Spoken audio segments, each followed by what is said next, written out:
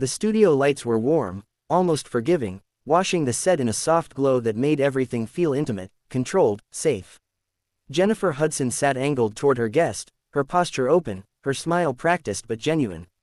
Across from her, Oprah Winfrey laughed, that unmistakable laugh that had carried through decades of television, through living rooms and milestones, through moments that shaped culture itself.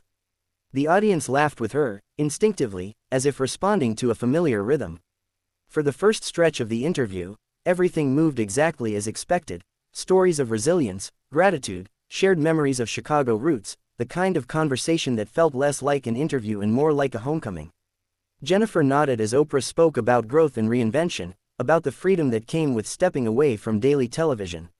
She listened intently, occasionally interjecting with warmth, clearly aware that she wasn't just hosting a guest, she was sitting across from a woman who had once defined the very seat she now occupied. There was admiration there, unhidden and sincere. The audience could feel it. This was legacy meeting legacy in the making. Then the conversation drifted, subtly at first. Jennifer leaned forward slightly, her voice softening, her tone curious rather than confrontational. She referenced a period in Oprah's life that had been widely discussed but rarely unpacked in detail, the loneliness that followed immense success, the cost of always being the strongest person in the room. It was a question meant to humanize, to connect, to draw out vulnerability. On paper, it was harmless. In the room, it landed differently. Oprah's laughter faded just a fraction too slowly. Her eyes didn't leave Jennifer's face, but something behind them shifted, like a door closing. She took a breath before answering, her response thoughtful, measured, polished in the way only someone with decades of media training could manage. She spoke about solitude as a teacher, about learning to sit with herself. The audience murmured appreciatively. Jennifer smiled, relieved, sensing she had navigated the moment safely. But then, perhaps encouraged by the response, Jennifer followed up. The second question went deeper, brushing against relationships, against sacrifices made in private so success could thrive in public. It was still respectful, still calm, but it crossed from reflection into territory Oprah had guarded fiercely. A beat passed, then another. The silence stretched just long enough for discomfort to seep in. Oprah's jaw tightened. When she spoke again, her voice was steady, but the warmth was gone. She clarified her previous answer, emphasizing choice, control, intention. The words were careful, almost clinical. The audience shifted in their seats. Jennifer sensed it too, her smile faltering as she attempted to steer the conversation back towards safer ground, offering a light comment, a gentle laugh. It didn't land. Oprah reached up and adjusted the microphone clipped to her dress, a small movement that somehow drew every eye in the room. She placed her hands on her knees and leaned forward, her posture commanding without being aggressive. "I've shared a lot of my life with the world," she said, her voice calm but unmistakably firm. "But not all of it is up for discussion." The sentence hung in the air, heavy and undeniable.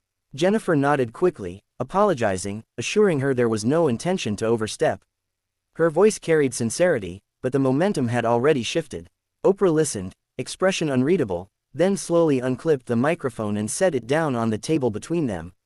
The soft thud echoed louder than the applause ever had. Gasps rippled through the audience. A few people clapped, instinctively, then stopped, unsure. Jennifer's eyes widened, not in anger, but in surprise. She opened her mouth to speak, to recover, to ground the moment, but Oprah was already standing. She didn't raise her voice. She didn't gesture dramatically. She simply said, "This is where I step away," with a calm that carried more weight than shouting ever could. She met Jennifer's eyes, and in that brief look there was no hostility, only resolve. Then she turned toward the edge of the stage. The cameras hesitated, unsure whether to follow or stay trained on Jennifer. Producers scrambled just out of frame.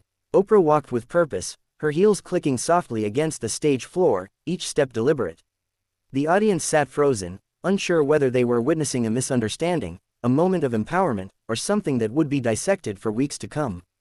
As Oprah disappeared behind the curtain, the applause finally came, but it was scattered, uncertain, layered with confusion.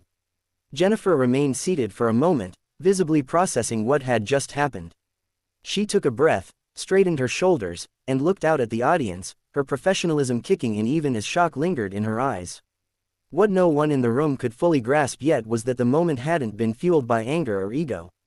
It was something quieter, heavier, a boundary enforced in real time, under hot lights and unblinking cameras. A reminder that even icons, especially icons, carry lines drawn not for drama, but for survival. Behind the curtain, the noise of the studio dulled into a low, indistinct hum, like a storm heard from inside a sealed room. Oprah slowed her pace but didn't stop. A production assistant hovered uncertainly, unsure whether to speak or give space. Oprah lifted a hand gently, not in dismissal, but in quiet reassurance, and continued down the hallway until she reached a small, dimly lit dressing room. The door closed behind her with a soft click, and for the first time since she stood up on stage, she exhaled fully. She sat on the edge of the couch, staring at nothing in particular, the weight of the moment settling in. It wasn't impulsive, it hadn't surprised her. The truth was, she had felt the shift the instant the second question was asked, had known exactly where the conversation was heading and how exposed it threatened to make her feel.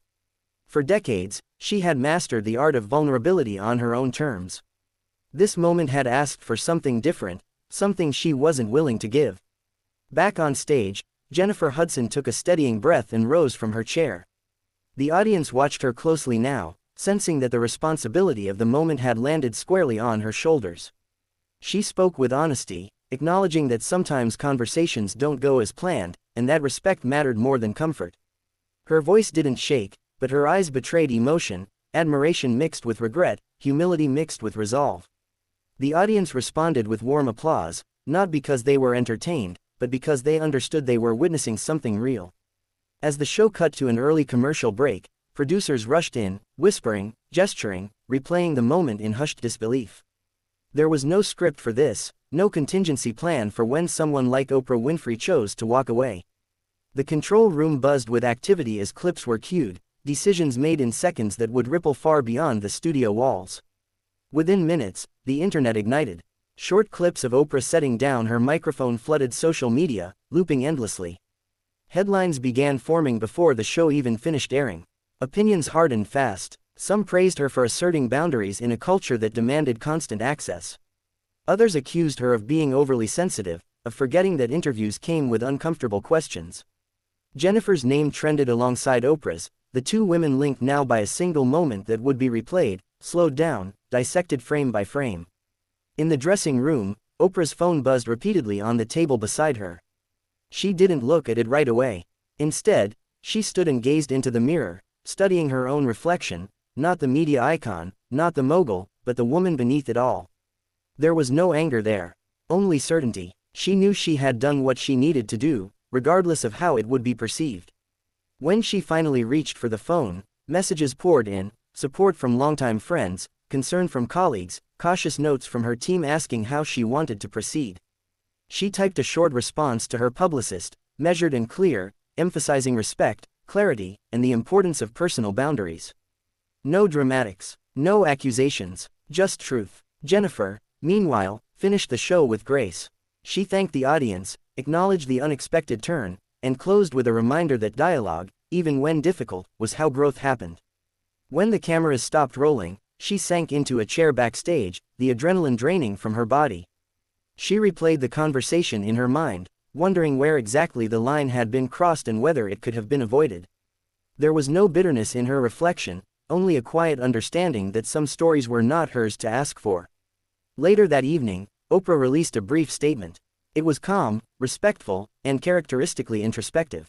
She spoke about the power of saying no, about honoring one's inner voice, about choosing self-respect over expectation.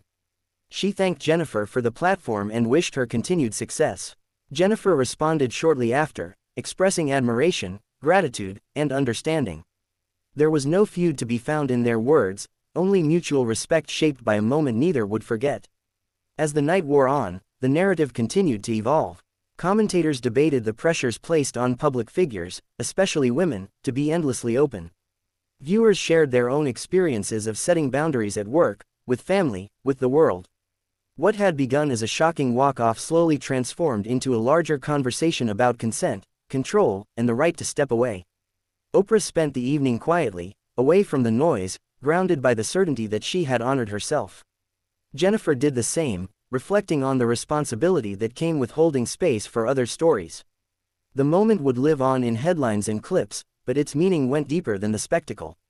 By morning, the storm had softened.